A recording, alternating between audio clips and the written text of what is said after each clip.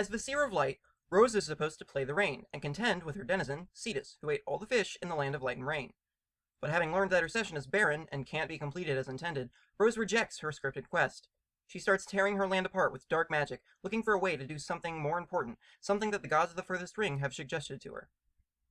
Kanaya and Aradia beg Rose not to be led down such a destructive path. Kanaya has taken a liking to Rose and is struggling to understand, and avoid contributing to, the mysterious event that makes her view of future Rose go dark.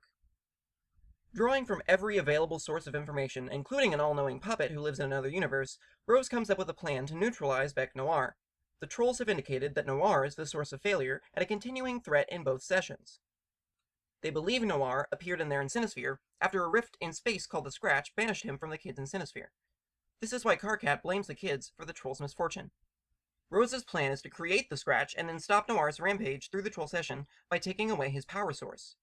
She will do the latter part by detonating a bomb at the location of the Green Sun, but not just any bomb. The aforementioned treasure is at the center of Skya, and is called the Tumor. It is an artifact of the session's infertility, and Rose believes it should have enough power to destroy the Green Sun, removing Bec's powers and making Jack Noir beatable again. Dream Dave will listen to the gods and draw a map. Dream Rose will use this map to navigate the furthest ring and deliver the bomb. This will be a suicide mission for Dream Rose. Instrumental in both parts of the plan will be John, who is poised to dig up the tumor and destined to go to the land of heat and clockwork later to initiate the Scratch, since that is what Karkat sees him doing the very first time he trolls him. In the meantime, Rose's plan is the furthest thing from John's mind. After rising up as the Heir of Breath, John is back on the battlefield where he saw his dad and Rose's mom earlier. John loses hours watching sky and cloud visions. The clouds have shown him that his new follower, the war-weary Villain, is destined to keep carrying the White Queen's ring. John finds Dad's wallet, which yields tons of sentimental and practical items, including shaving cream, a spare car, and a much-needed computer. John gets back in touch with his friends and flexes his windy powers by taking the Villain for a flying joyride around Skya's new form. Its last prototyping has created a tangled wreath of land orbiting the battlefield and healed the craters left by Noir's Red Miles and the crash of Prospet's moon. Learning from Jade that his dad and Rose's mom are in a castle on the battlefield, John goes looking for them until Vriska reminds him that he has some planet surgery to do. He puts his pursuit of Dad on hold and operates on the battlefield. He whips up a tornado to drill a hole into the core, then flies down to locate the tumor. What he finds, surrounded by carvings of his human friend's god-tier symbols, is a giant magic Taijitu ball with a timer counting down to the end of the reckoning. He tucks the bomb into Dad's wallet and returns to the surface. When Jack Noir became Bec Noir, he didn't just gain Bec's first guardian powers. He also received the dog's loyalty and love for Jade, unwelcome feelings, that have already prevented him from murdering her once. This hiccup in his otherwise remorseless killing spree troubles him. He tries to get around his doggy feelings by assigning Jade's murder to the courtyard droll who has been searching the battlefield for the White Queen's ring. The silly droll instantly forgets his new orders when he and Liv, the bunny, cross paths with John, who has just resurfaced. Liv gives John another note from the pen pal who helped build her. The note describes Liv's green eye, which enlarges objects, and tells John to grow the bunny's miniature weapons. Most of these weapons were lost in the breeze. The only one left is the Warhammer of Zillihu, and after Liv fusions it, everyone marvels at its beauty long enough for the Villain to eat Liv's green eye and preclude any more fusionings. The tumor still has to be delivered to Dursa's moon. But John wants to keep looking for Dad, so he delegates. He gives the Villain the wallet and asks his 3 new friend followers to take it to Dreamrose for him. They commandeer a Dursite battleship left over from the war and fly away, leaving John with no computer. Right after seeing them off, John notices a cloud of grim darkness descending on the planet and goes to investigate. When he enters the darkness, the trolls can no longer see him in their chat client viewports. Rose goes to Lohak and pesters Doc Scratch, the first guardian and master manipulator of Alternia. He feeds her information about the Green Sun, the rules of godhood, and his own mission to summon his master, Lord English. Scratch also corrects one of the falsehoods on which Rose's plan rested. The Scratch is not a rift in space, and its purpose is not to exile Jack Noir. The Scratch is a built-in mechanism for resetting and changing things on Earth prior to the start of the game. Its purpose is to replace an unwinnable session, that is, a session that cannot produce the ultimate reward, with a new one that could be winnable. When completed, the Scratch will erase the kid's entire medium and anyone left inside. An iguana servant brings Rose an object from Jade's house. It is a magic cue ball that is said to be the opposite of a magic 8-ball, its blank surface hiding perfectly precise and specific answers to any question. This oracle becomes the final topic of Rose's conversation with the white text guy. He describes it as one of his seeds and prods the seer to figure out how to use it. The ball tells her to answer Jade, who she has been ignoring. Jade has awful news. Jack Noir has murdered Rose's mom and John's dad on the battlefield. Rose is angered and changes her mind about what to throw her life away doing. She wants to fight Jack Noir right away, since the alternative now seems equally futile. Jade tries to talk her out of it. When they debate the agenda of the gods who set Rose down the path, Doc Scratch nudges them towards settling the question with one more use of the cue ball. Rose asks whether the gods are evil. The ball gives her an answer that might be either garbled nonsense or message in the language of the gods. If Rose knows, she doesn't say, because the answer changes her. She goes grimdark. She disappears from the troll's sight, exudes a thick black aura, and flies straight to Skaya, thinking of nothing but vengeance and death. On the battlefield, Rose enters the Prospidian castle where Mom and Dad were killed. Following Jack Noir's trail of dismembered chess pieces and frog statues, she finds the happily ignorant John, who still hasn't seen their parents or Noir. Rose tries to tell John what happened, but John does not understand the broodfester tongues. She leads him to the scene of the crime so he can see for himself.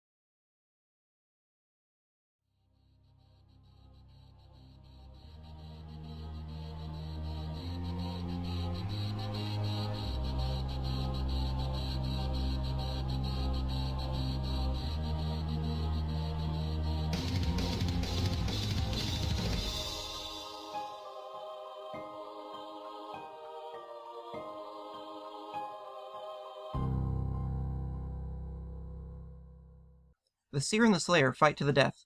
They trade a few blows, but it's not a particularly challenging duel for the godlike archagent. Rose falls and dies next to John. Noir then fields an asinine call from the courtyard droll. The droll stole Dad's wallet from the war-weary villain and snuck off the Dursite battleship in an escape pod, but the wallet contains neither the tumor nor the ring he was hoping to find.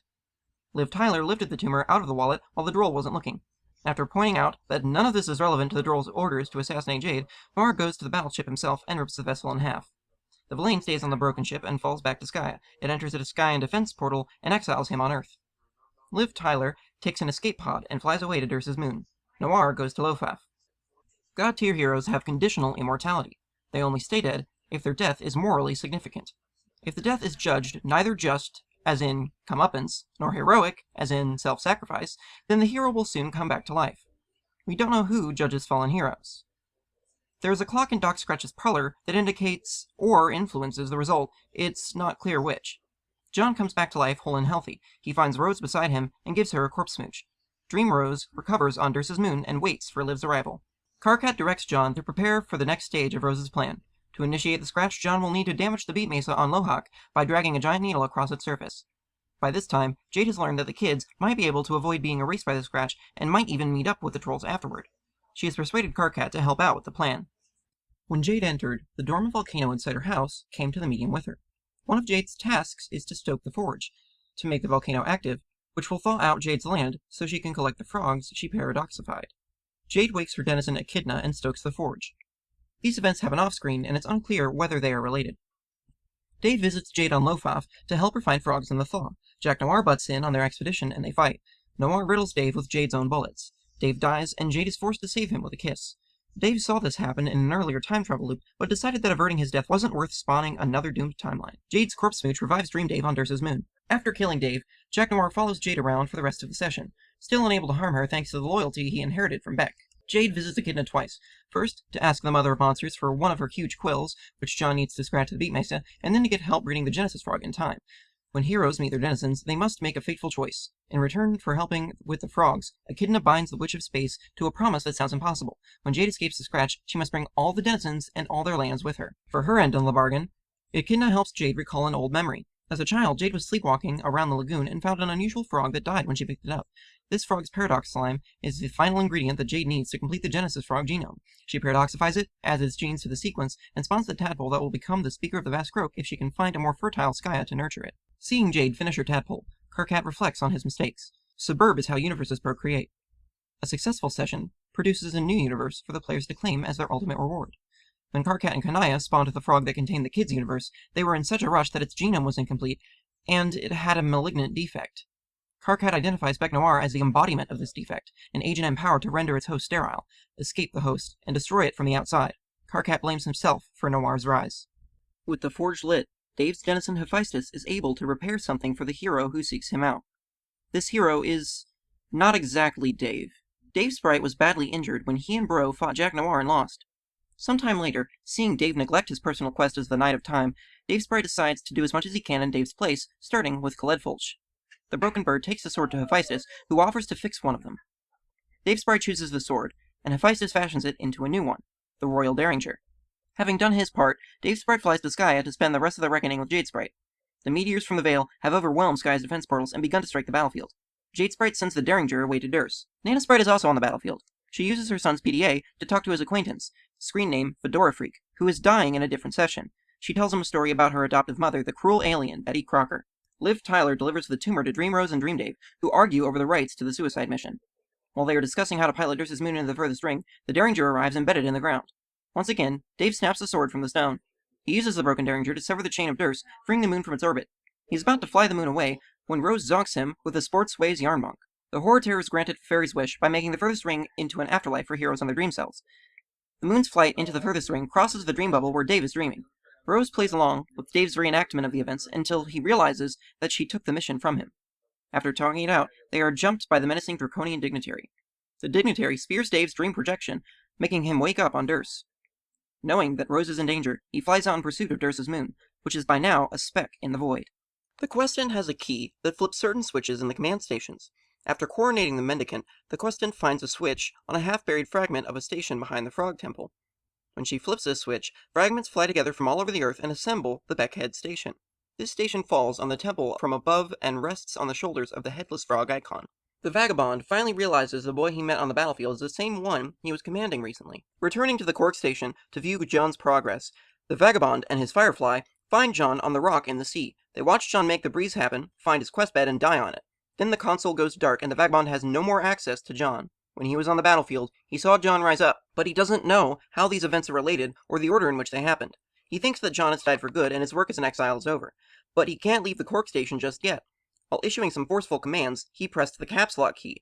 Barriers fell down around the exits and the station ran out of power. Without fuel, the Vagabond can't get out or operate the Scintificator. There was a chunk of uranium, but he ate it earlier in the day. So, just like the heroes of Problem Sleuth did when there was no exit, he makes a fort for his imagination and goes to sleep in it. The Vagabond's dream tempts him to put on the ring and receive its power, reminding him of the horrors that were perpetrated using its twin.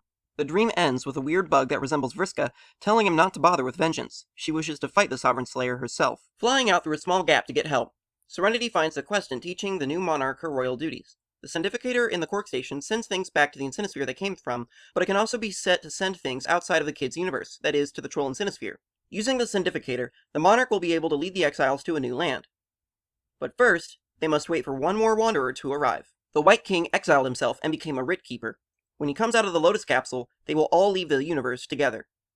To ensure no one can follow them, they make the aimless renegade demolish all the stations. He gets to work rigging the stations with explosives so that all the scintificating equipment will be destroyed.